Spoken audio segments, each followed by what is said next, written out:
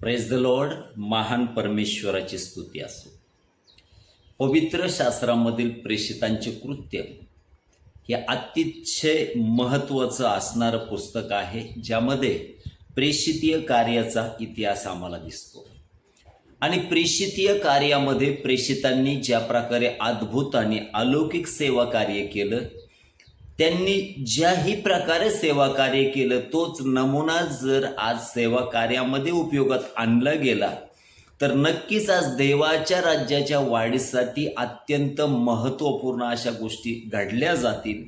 आणि म्हणून त्या गोष्टीचा आराखडा किंवा त्यांनी कशा प्रकारे काम केलं त्याच्याबद्दल काही गोष्टी आज आम्ही पाहणार आहोत. विशेष करून सर्वांना विनंती आहे, अर्धवट व्हिडिओ पाहू नका, संपूर्ण व्हिडिओ पहा. सेवकांना, मंडळींना जरूर हा व्हिडिओ पाठवा. या अभ्यासपूर्ण असणारे व्हिडिओ देवाच्या राज्यासाठी उपयुक्त आहे. आणि चॅनल प्लीज सबस्क्राईब करा. देव सर्वांना आशीर्वादित करो. आज विशेष करून पवित्र शास्त्रामध्ये प्रेषितांची कृत्य अध्याय 16, अध्याय 17 आणि 6 वचनामध्ये जर आम्ही पाहिलं तर त्या ठिकाणी असं म्हटलंय, ज्या माणसांनी जगाची उलथापालथ केली ते येथेही आले आहेत. Praise the Lord.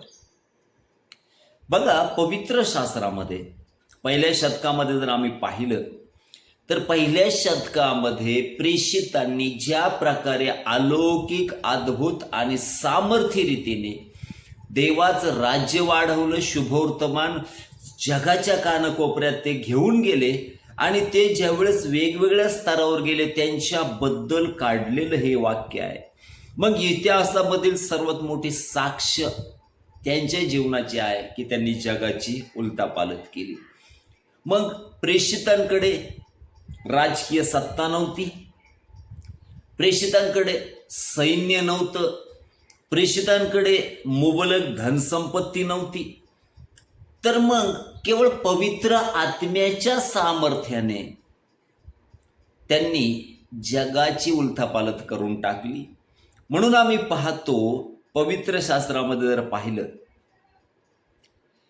तर विशेष करून आमच्या ज्ञानाने, बुद्धीने, ताकदीने, शक्तीने देवाचं कार्य कधीच होत नाही.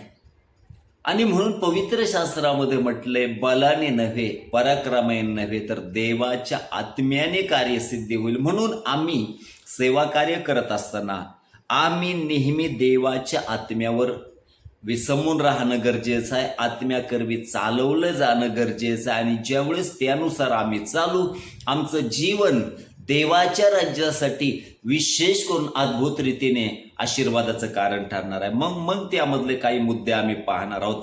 मग जगाची उलथापालथ करण्याचे मुख्य स्रोत कोणते? तर पहिली गोष्ट आहे पवित्र आत्म्याचं सामर्थ्य. अनेकदा आम्हाला पाचारण असेल, परंतु जर अभिषेक नसेल तर जीवनामध्ये आम्ही सेवा कार्यासाठी आमचं जीवन लाभदायक ठरणार नाही. परंतु ज्यावेळेस पाचारण आहे आणि पवित्र आत्म्याचा अभिषेक जर आमच्या जीवनामध्ये आहे ना, तर नक्कीच आमचं जीवन आशीर्वादाचं कारण ठरलं जाईल. म्हणून प्रेषित अगोदर जर आम्ही पाहिलं तर पेत्र असेल, इतर प्रेषित अनेक जण भित्री होते. परंतु ज्यावेळेस पेंटेकॉस्टच्या दिवशी त्या पवित्र आत्म्याच्या अभिषेकाची ओतणी परमेश्वराने त्यांच्यावर केली, योएल 2:28 नुसार परमेश्वराने अलौकिक दानांचा वर्षाव त्यांच्यावर केला. आणि त्याचा परिणाम हा झाला, भित्रे असणारे प्रेषित सिंहासारखे धैर्याने उभे राहिले. आणि म्हणून सेवा कार्यामध्ये ज्यावेळेस अभिषेक आमच्या जीवनामध्ये राहतो, तो अभिषेक आम्हाला बळ देतो, तो अभिषेक आमच्या जीवनातील भीती घालवतो, तो अभिषेक आम्हाला सामर्थ्य देतो. म्हणून प्रेषित 1:8 मध्ये म्हटलंय, परंतु पवित्र आत्मा तुम्हावर येईल व तुम्हाला सामर्थ्य प्राप्त होईल. आणि जे अभिषिक्त आहे त्यांचं जीवन भीतीपासून मुक्त असतं. आणि म्हणून आम्ही पाहतो आम्हाला अभिषेकाची गरज आहे.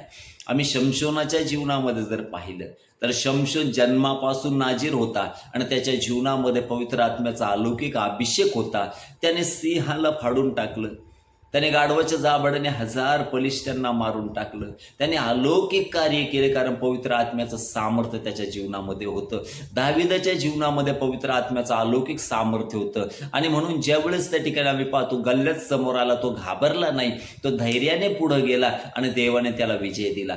जसं त्या काळामध्ये त्यांनी केलं, प्रेषितांच्या काळात प्रेषितांनी शुभवर्तमान धैर्याने गाजवलं. आज देखील आम्हाला शुभवर्तमान धैर्याने गाजवणं गरजेचं आहे. प्रियांनो, नेहमी ध्यानात घ्या, परिस्थिती कधीही वेगळी नसती. त्या काळात जर आम्ही पाहिलं तर रोम सरकार अतिशय भयानक होतं, परंतु तरी देखील पवित्र आत्म्याचं सामर्थ्य त्यांच्या जीवनात असल्या कारणाने त्यांनी शुभवर्तमान धैर्याने गाजवलं. म्हणून जे प्रेषित येशूच्या काळामध्ये आम्ही पाहतो दार खिडक्या लावून बसले होते, तेच लोक जगासमोर उभं राहून काय म्हटले, तुम्ही ज्या येशूला क्रुसावर खिळून मारले तोच ख्रिस्त व प्रभू आहे, हे ते धैर्याने सांगू लागले. आणि म्हणून दुसरी गोष्ट, विशेष करून त्याद्वारे 3000 लोकांनी प्रभू येशू ख्रिस्तावर विश्वास ठेवला व त्याला तारणारा म्हणून स्वीकारलं. कारण ज्यावेळेस धैर्याने आम्ही शुभवर्तमान गाजवतो, देव अलौकिक रीतीने काम करतो. दुसरी गोष्ट, प्रेषितांच्या हातून अनेक चमत्कार होत होते. बरेच जण विशेष करून त्याचे साक्षीदार आहेत, त्यांच्याद्वारे अद्भुत कृत्य होत होते, ज्यामुळे सुवार्तेला दुजोरा मिळाला. आमचं सेवा कार्य, ज्यावेळेस आम्ही वचनाची घोषणा करतो किंवा शुभवर्तमानाची घोषणा करतो, त्याच्या पाठीमागे अलौकिक चिन्हे आणि अद्भुते येतात आणि त्याकरवी लोकांचा विश्वास बसतो की शुभवर्तमान सत्य आहे. आणि म्हणून पवित्र शास्त्रामध्ये प्रेषित पौलाच्या जीवनामध्ये आम्ही जर पाहिलं तर त्याने अलौकिक चमत्कार केलेले आम्हाला दिसतात. त्याच नंतर आम्ही पाहतो त्याच्या अंगावरून फडके नेऊन जर आजारावर टाकले तर ते बरे व्हायचे, ज्यांच्यामध्ये दृष्ट आत्मा आहे ते किंचाळून निघून जायचे, एवढं अलौकिक सामर्थ्य आहे. फिलिपाच्या सेवा कार्यामध्ये ज्यावेळेस त्यांनी शुभवर्तमान गाजवलं किंवा सुवार्तेची घोषणा केली, असंख्य लोक बरे झाले आणि दृष्ट आत्मे ओरडून निघून गेले. आणि वचनामध्ये म्हटलंय पुष्कळ पक्षघाती माणसं बरे झाली. पेत्राच्या सेवा कार्यामध्ये आम्ही पाहतो तो लंगडा भिकारी बरा झाला. त्यानंतर आम्ही पाहतो तो एनियस 8 वर्ष अंथरुणाला खेळलेला बरा झाला. त्यानंतर आम्ही पाहतो मेलेली टबिता जिवंत झाली. आणि ज्यावेळेस शुभवर्तमान किंवा सुवार्ता गाजवल्यानंतर ह्या अलौकिक गोष्टी घडतात ना, लोक विश्वास करू लागतात. म्हणून आज देखील आमच्या सेवा कार्यामध्ये किंवा शुभवर्तमान कार्यामध्ये किंवा सुवार्ता कार्यामध्ये आम्हाला या नमुन्याचा उपयोग करावा लागेल, जेणेकरून आमचं सेवा कार्य अलौकिक रीतीने आशीर्वादाचं कारण ठरेल आणि देवाचं राज्य त्याकरवी वाढलं जाईल. मग पवित्र शास्त्रामध्ये जर आम्ही पाहिलं, दुसरी गोष्ट त्याबद्दल म्हटली विचारसरणी आणि संस्कृतीची उलथापालथ.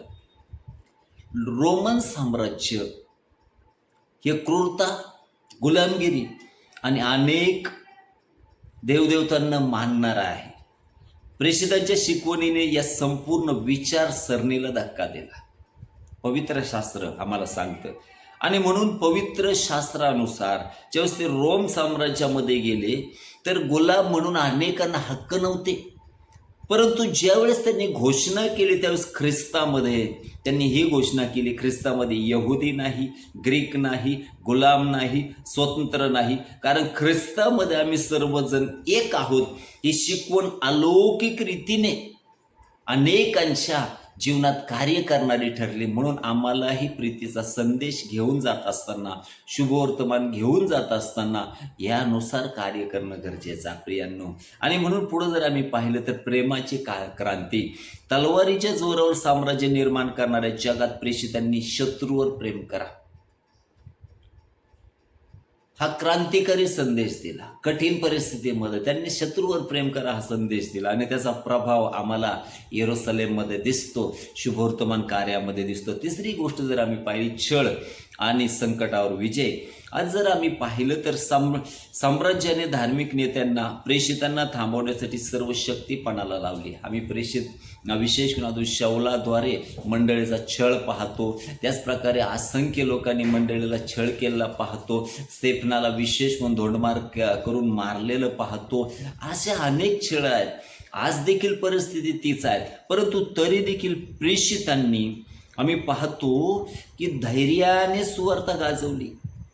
आणि जेव्हा त्यांना सांगण्यात आलं की या नावाने तुम्ही बोलू नका, त्यावेळेस त्यांनी धैर्याने सांगितलं, माणसापेक्षा देवाची आज्ञा मानणं हे आमच्यासाठी अगत्य आहे. आज देखील आम्हाला धैर्याने शुभवर्तमान गाजवणं गरजेचं आहे प्रियांनो, कारण आम्ही देवाच्या विशेष करून योजनेतले आहोत. देवाने आम्हाला विशिष्ट कार्यासाठी निवडलेलं आहे आणि म्हणून त्यानुसार आम्ही कार्य करणं गरजेचं आहे. मग आम्ही पाहतो, हुतात्म्याचं रक्त मंडळीचं बीज आहे. हुतात्म्याचं रक्त हे मंडळीचं बीज आहे. मग योहान वगळता सर्व इतर प्रेषित त्यांच्याबद्दल जर आम्ही पाहिलं तर त्यांनी सुवार्तेसाठी आपले प्राण दिले. पवित्र शास्त्रामध्ये आम्ही अनेकांचं कार्य पाहतो, परंतु ज्यांना आपलं पाचारण ठाऊक आहे, ज्यांनी प्रभू येशू ख्रिस्ताचा अनुभव घेतला आहे आणि ज्यांच्या जीवनामध्ये खरोखर पवित्र आत्म्याचं कार्य आहे, अभिषेक आहे ना, ते परिस्थितीला कधीही घाबरत नाही. ते धैर्याने देवाने सोपून दिलेलं काम करत राहतात.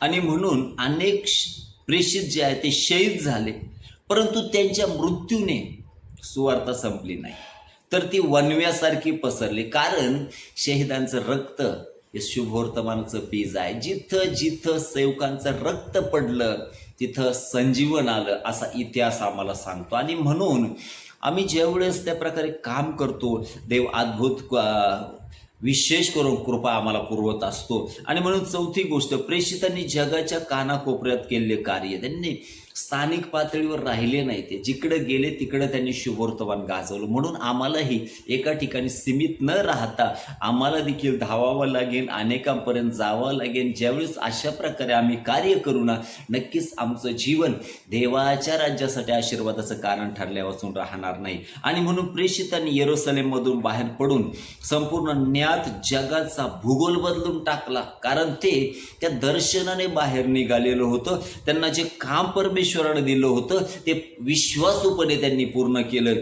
आणि म्हणून जर आम्ही पाहिलं तर प्रेषित आणि त्यांचं कार्यक्षेत्र आणि त्यांच्या मृत्यूबद्दल आम्ही काही गोष्टी पाहणार आहोत. आणि म्हणून प्रेषित पेत्राबद्दल जर आम्ही पाहिलं तर पेत्राने येरुशलेम, अंतुखिया, रोम अशा वेगवेगळ्या स्थानामध्ये शुभवर्तमान गाजवलं आणि देवाने अद्भुत रीतीने या पेत्राचा उपयोग करून घेतला. पेत्राच्या सावलीमध्ये देखील लोक बरे होत होते. एवढं अलौकिक सामर्थ्य या पेत्रामध्ये होतं. आणि ज्यावेळेस त्याला विशेष करून त्याला शिक्षा देण्यात आली, त्याला क्रूसावर उलटं टांगून मारण्यात आलं. प्रियांनो, दुसरा प्रेषित जर आम्ही पाहिलं तर प्रेषित पौल, याच्याबद्दल जर पाहिलं तर प्रेषित पौलाने येरुशलेमेपासून रोमपर्यंत त्या ठिकाणी शुभवर्तमान गाजवलं, अनेक मंडळ्या रोपण केल्या, खूप मोठं कार्य केलं. अनेक ठिकाणी त्याने त्या ठिकाणी मंडळ्या रोपण केल्या, शुभवर्तमानाच्या 3 फेऱ्या काढल्या. आणि त्याबद्दल जर पाहिलं तर आशिया मायनर, ग्रीस, रोम या ठिकाणी त्यांनी शुभवर्तमान गाजवलं. आणि रोममध्ये प्रेषित पौलाचा शिरछेद करण्यात आला. आम्ही पुढे जर पाहिलं तर प्रेषित थोमा भारतात केरळ चेन्नई येथील मैलपूर येथे भाल्याने बोगसून थोमाला मारण्यात आलं. त्याच्यानंतर जर आम्ही पाहिलं तर प्रेषित आंद्रिया याने रशिया, ग्रीस या ठिकाणी शुभवर्तमान गाजवलं आणि एक्स आकाराच्या क्रूसावर त्याला खिळून मारण्यात आलं. त्यानंतर जर आम्ही पाहिलं प्रेषित योहान इफिस येथे त्याला नैसर्गिक मृत्यू अनुभवला, पण त्याला पात्मोस बेटावर हद्दपार करण्यात आले होते. वृद्धापकाळामुळे त्याचा मृत्यू झाला. योहाना व्यतिरिक्त सगळ्यांना त्रासातून जावं लागलं, भयानक मृत्यू त्यांना आले, परंतु त्यांनी देवाने दिलेलं शुभवर्तमान गाजवलं आणि आपली सेवा पूर्ण केलेली आहे. त्यानंतर जर आम्ही पाहिलं तर पवित्र शास्त्रामध्ये आम्ही पाहतो, आज आपण मंडळीत अशी उलथापालथ कशी घडवून आणू शकतो. तर मग आज आपल्याला काय करावं लागेल, तर आज आपल्या तरुण सुवार्थिक आणि संपूर्ण मंडळीला जगाची उलथापालथ करायची असेल तर प्रेषितांचा हाच नमुना आम्हाला वापरावा लागणार आहे.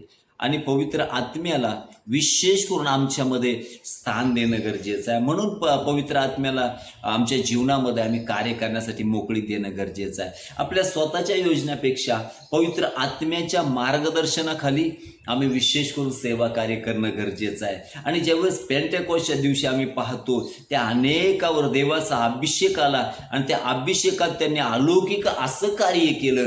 देवबाप, नक्कीच जर आम्ही पवित्र आत्म्याच्या सामर्थ्याने चाललो, धैर्याने शुभवर्तमान गाजवत राहिलो, तर आज देखील त्याच प्रकारे विशेष करून तो मोठं कार्य करण्यासाठी समर्थ आहे. म्हणून या दिवसामध्ये अधिक प्रार्थनेत राहा, उपवास प्रार्थनेमध्ये राहा, सेवकांसाठी प्रार्थना करा, शुभवर्तमान गाजवणाऱ्यांसाठी प्रार्थना करा, मंडळीतून अधिकाधिक काम करी तयार व्हावी त्यासाठी प्रार्थना करा, मंडळांमध्ये डिसायपलशिप विशेष करून वाढवा, आत्मिक रीतीने जीवन जगा आणि प्रत्येकाचा उद्देश शुभवर्तमान गाजवणं ठेवा. नक्कीच देवबाप येणाऱ्या दिवसात मोठं कार्य केल्यापासून राहणार नाही. देवबाप सर्वांना आशीर्वादित करू. Praise the Lord.